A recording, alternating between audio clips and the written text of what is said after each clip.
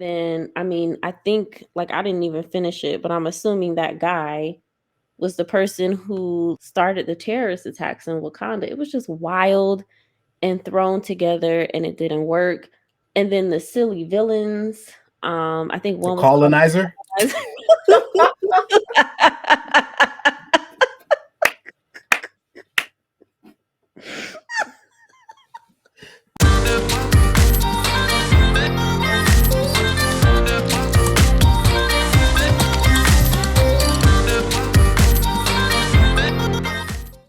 But I would love to be a fly on the wall to hear other comic book writers, especially other Black comic book writers, talk about Ridley's run. Like, I want to know what people think, like what other writers think. What does Brandon Thomas think? What does, is his name Chuck? Chuck something. What does Reginald Hudlin think? Did even Ryan Coogler, did he read the run? What does he think? I want to know, like, did they sigh, punch the air like the rest of us? sigh. You being messy. I'm That's just being saying, messy. what do they think? What does Eve Ewing really think? Like, when she went back to read, was she like, God damn, I gotta fix this bullshit? Oh I man. would be so mad. Like, I don't want to come after him. Like, don't make me. Oh, You know what? Since we're here, we could stay here for a little bit. I wouldn't be surprised if a lot of them are like, yo, what the fuck are you doing? But I I know. feel like I think it's kind of like this unspoken rule in comics where they'll only talk about the previous run if they're gonna build off of it, but they won't give their opinions on it. Because then I think, especially now in this age of social media, like people will twist it. They'll make it seem like, oh, this writer is beefing with this writer, blah blah blah. And I think that's one of the reasons why we don't hear it too much. But I wouldn't be surprised if Eve was just like, I can't just start new. I Like, know. really? Like, That's what please. y'all doing to me? Like we can't, like, did you not see what he did for 20 issues? It was 20 issues because I stopped at like 8. Oh, I couldn't keep going. like I said in the previous video, I liked the first 3 issues, but it wasn't enough where I wanted to continue. Or also I just probably just forgot to subscribe. But you normally when I subscribe to a comic book, the first issue will be like, you know what? Let me okay, I'll give it a go. But even the first 2 issues that I bought that were just kind of hanging around on the shelves, I was like, oh, it's okay, but it's not something I want to buy. And I thank goodness I didn't because whew, it seemed like it was night and day. People were worth it, and then it just seemed like Ridley just hit a switch. But again, we talked about it when we were together last time. Like the same switch happened with I Am Batman, and I kind of wanted the same here too. I wonder what other people thought about that. Like it was like, oh, okay, new Black Batman. Okay, all right. What the fuck are you doing? Like He was what? doing too damn much, and he is why I said, "You know what? I don't need the writer to be Black." He is the reason why, because I'm like, if you can't get past making the character fix whatever you think needs to be fixed for Black people in the real world, we're not gonna have a good book, Yeah, because it's a way to make that work, but John Ridley was thinking too, like, black and white with it. yeah. I had listened to an interview he did explaining his thought process behind Black Panther. I never heard him talk about I Am Batman, aside from saying that he read, I think, every single Batman comic ever written, and he just was reminded that Tim was a character like in the 60s or 70s, and he wanted to Mm-hmm. do something with that. I'm like, that's great. But for Black Panther, he had this whole line of reasoning about making Black men seem human because of George Floyd, and that Black men have friends and are fathers and love and care. I was like, write an indie comic. Don't do that with T'Challa. T'Challa's not American. T'Challa is not the type of person who will walk around and get arrested by the cops and die. Like, it's just not the character. Look at you. So I'd rather have like a random white person come along and just not think about it, which is a shame. It's a shame, but I'd rather just have somebody that just wants to have fun with the hero rather than trying to like prove that Black people are human beings through a comic book. I 100% agree. And I think that's another reason why I like Hill's writing, because I've read a couple books now with Hill. I'm sure you read what is it, Batman and the Outsiders, and so most of the books that I've read with him, they've had Black characters, and he does what Ridley and a lot of other Black creatives don't do. Like, they make the characters seem human. They give them a struggle, but it's not like they're beating. He's not like he's beating you over the head with it. Like, you see how with T'Challa so far, like, this is a man that has to deal with a lot. This is a man that's human. He has his relationships. He has to struggle with what is right, or what people think he should do versus what he wants to do. Versus a Ridley where it's just like, it's very blatant. Black men in America, this is what you need to deal with. This is how you need to tackle. Like, no, no, dude. Like, when you do basic, good character work, you're doing the work. That Also, That's doing work. why are we writing books for white people? Like, I don't know. Even with movies, with TV shows, like, you can tell if it was made for white people or if it was made for the purpose, like a better purpose. But like dedicating an entire comic book for a character that has existed for longer than I think my parents have been alive or near as long, for white people to think something about anything, I'm like, what a waste of time. Because white people who don't see Black people as people are not going to read that damn comic book. So just do something else. And that's Yeah, what Brian Hill is doing. You can tell he's not trying to make a statement to let white people know anything.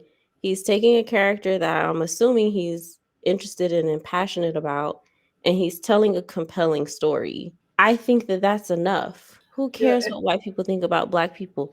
Ain't nobody got time for any of that. So, You know, we're here, so we might as well say it. Like, a lot of like the very loud and bigoted crowd. You know, one thing I can kind of agree with is like, yo, just give us comic books.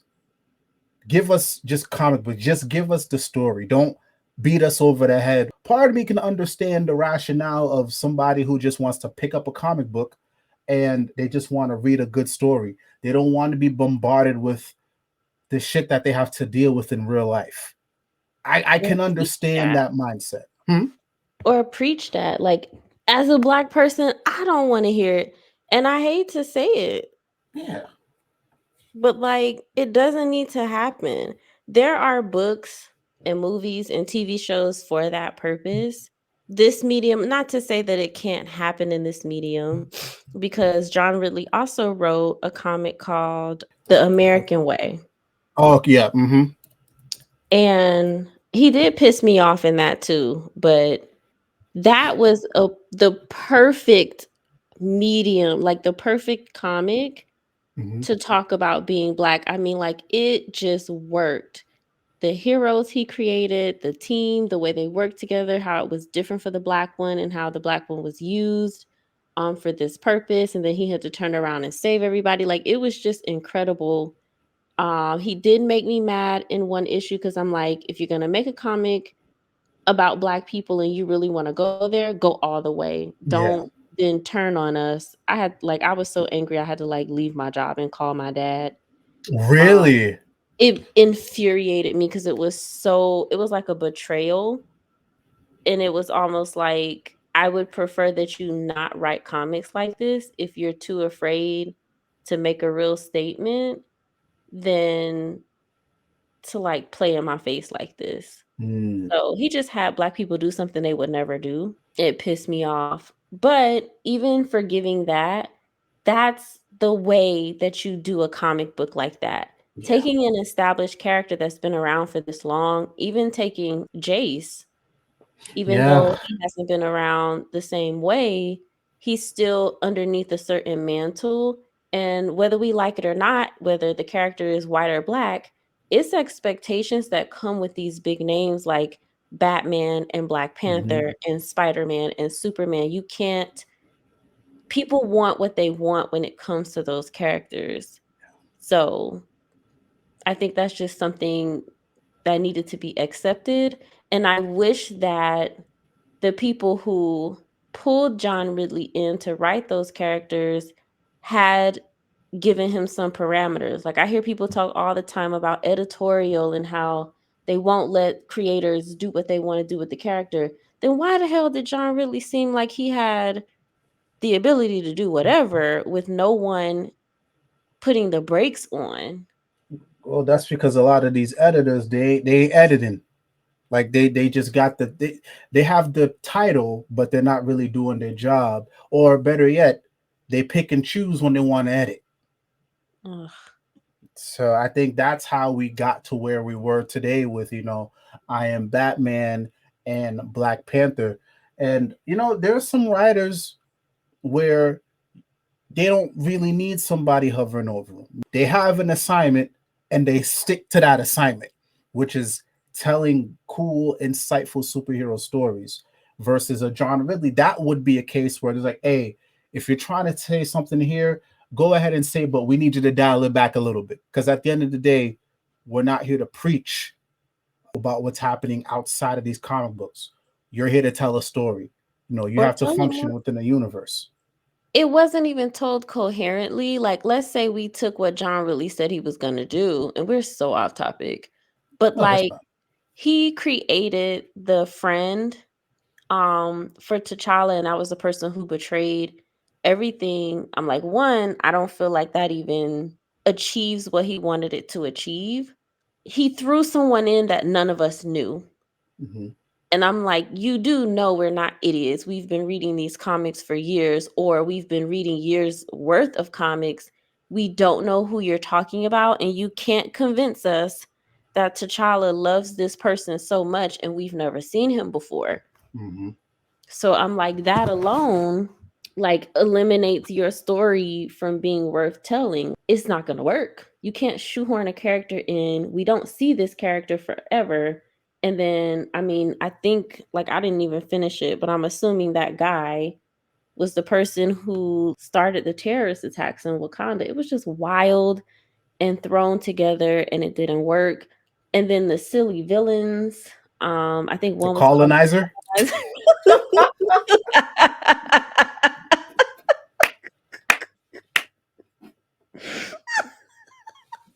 Yo, when I saw that solicit, I said, "Ain't no way, ain't no way. Who let this pass?"